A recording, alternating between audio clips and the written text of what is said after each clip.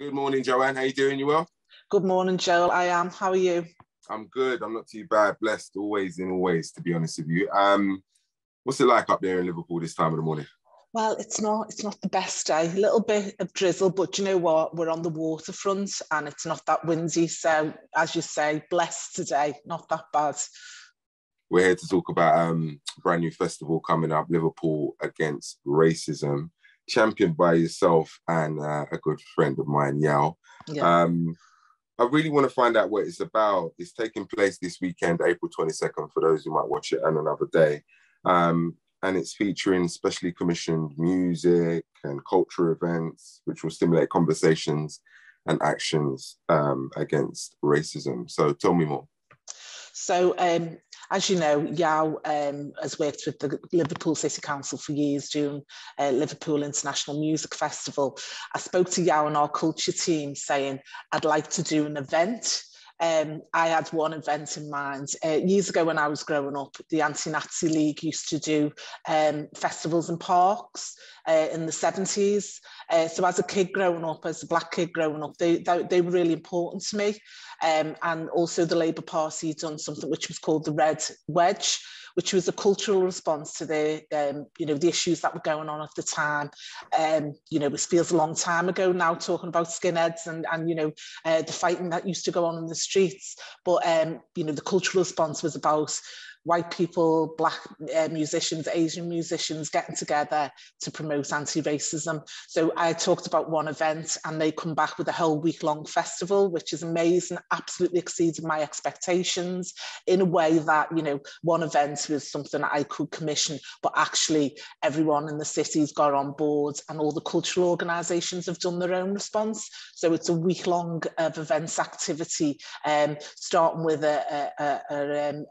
a launch on Saturday night, an invite-only dinner, an all-day music festival on the Sunday, and then on the Tuesday a conference. But throughout the other days, other partners are doing events like a youth conference, a Black Traders event, lots going on.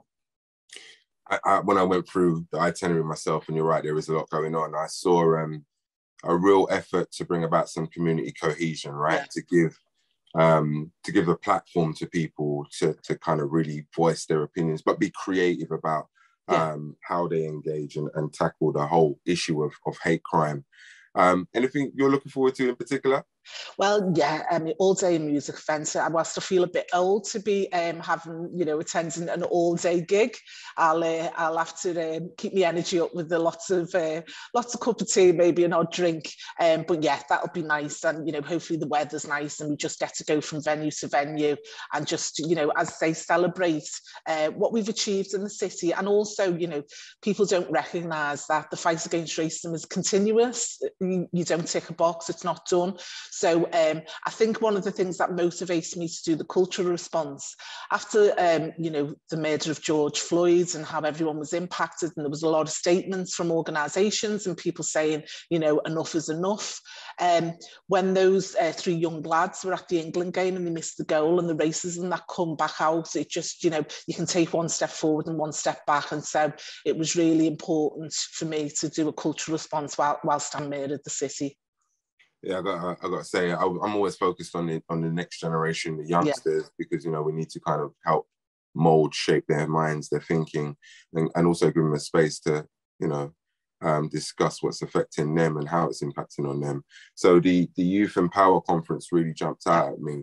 Speak on that in terms of the importance and significance of engaging with the youth at events like this. You kind of touched on it already with your experience back in the day and how that's sat in your thinking, but how do you hope that this kind of impacts on them? So our partners, LJMU, Liverpool John Moores University, and the Anthony Walker Foundation have organised that event. I'm not too involved in it. I think it's important to give young people the space to talk about issues that affect them. It affects us in different ways through different generations, and having the space to talk about it and communicate what they want and need in relation to what the city can bring to tackle anti-racism. I think it's really important that young people have that space. Last question then, or more of a statement really. I guess the ambition for Liverpool Against Racism is to kind of present your city in a space where it doesn't shy away from tackling these subjects, right? So more credit to you for being at the fore with that. But talk about the importance of ensuring that, you know, internationally, you know, Liverpool's seen as a place that's inclusive for all. Yeah, you know, we are a global city. We're known all over the world. We're known for music as well as sports and lots of other things. And I also want us to be known as a city that's inclusive, that doesn't tolerate hate. And when it occurs in our city, because it occurs in every city, you know, the city responds and says, no, we won't accept it. We won't tolerate hate. How you been? How's your time in office been?